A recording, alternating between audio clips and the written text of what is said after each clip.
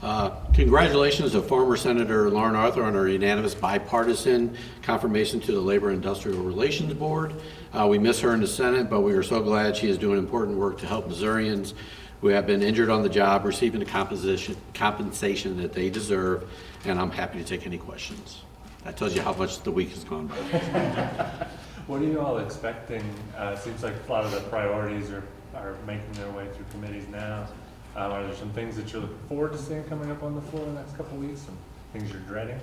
I really don't dread anything. We take it, piece by piece. We're going to see what happens in committees if they get vetted and legislation changes. So I don't, really want to comment on what things look like now, because the vast majority of time, as you all know, nothing starts out what it's originally written and then ends up that way. So we don't know what they look like.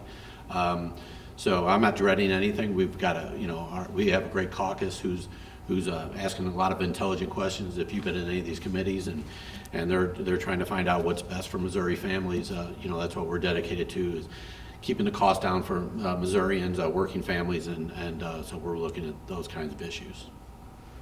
Does it feel different this session? I mean, the last couple of years you guys have, kicked off the gridlock pretty early. Do you feel like this session's got more promise? Or?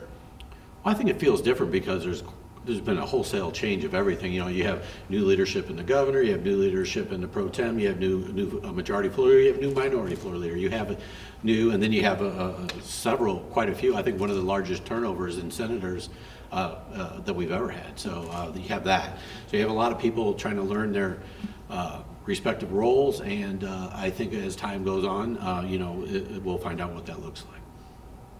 Is there any room for negotiation, or have you been negotiating anything with the St. Louis police takeover? I have not been negotiating any of that. I know we do know that it's one of the governor's priorities. Again, as I stated last week, we're interested in any conversations that, get more police on the streets, raise their pay, give them the tools to be able to do their job. And that's across the state, not just in St. Louis, but that's across the state. If you see crime is an issue, Republicans have been control of the state for 20 years, and crime has went up. So it's if we want to address these issues, let's do some common sense solutions to do that. And what about the Roundup bill?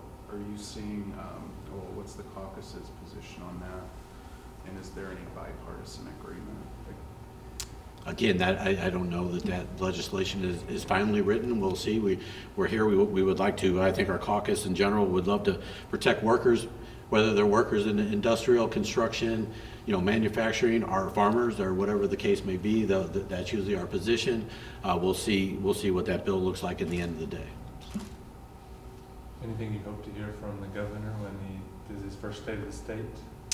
I'll be looking for the things that we can work together on, and I've already had some very good conversations with him. It's, at the end of the day, we're trying to get some things done to help people, and some of that is for us is to fund the education bill they did last year. We need to make sure that happens. We also would like to go forward with the child care, because we know that our Missouri working families are struggling, and we would like to, help with that. So, and I think the governor is on board with those. He's also looking at some things. I think some of his priorities at workforce development, in particular,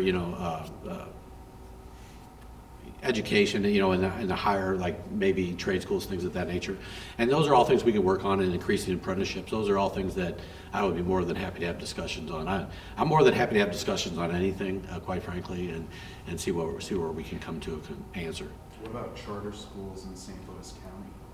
What about them? Would you be happy to have the discussion on that? We can have the discussion with it. I'm pretty firm in my belief that there won't be any charter schools in St. Louis County. So you don't think that bill has much of a chance? I'll have a discussion on anything they want to have a discussion on. That's my personal view, is that, we've got great school districts in St. Louis County. We have some of the best school districts in the state. I see no need for charter schools who divert resources to buildings. It doesn't go to teachers, doesn't go to the kids in the classrooms. Since you brought it up, Springfield, the largest school district in the state, has 5 high schools. There are 16 high schools in the city of St. Louis, and way more in Kansas City. So what are you paying for with your money into these charter schools? You're paying for buildings, You're not paying for kids in the classroom. You're not paying for the teachers to have the best skilled workforce you can possibly have. So your money's paying for buildings and other things that shouldn't be going for. We should be a lot more efficient.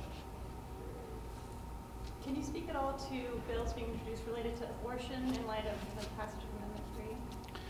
We're going to hold up the will of the people on that one. Okay, thanks, Ron. Thanks.